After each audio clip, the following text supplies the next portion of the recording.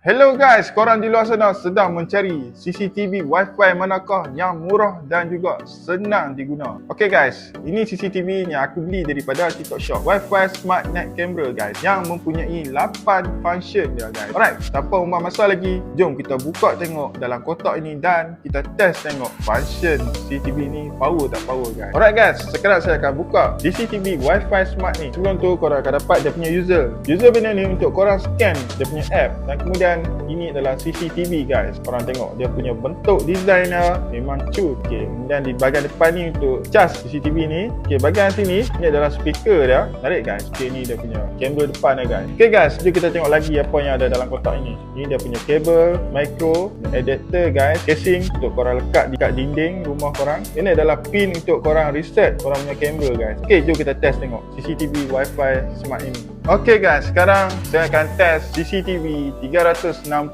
ni dengan app. Menarik guys, dengan CCTV ni harga dia memang sangat berpatutan guys. Siap boleh guna power bank lagi guys. Okay guys, itu saja kita uji tengok dengan kamera CCTV ni guys. Power guys. Dia bagi app dan korang boleh setting dalam app ni. Kalau ada yang berminat, tekan di back sini guys.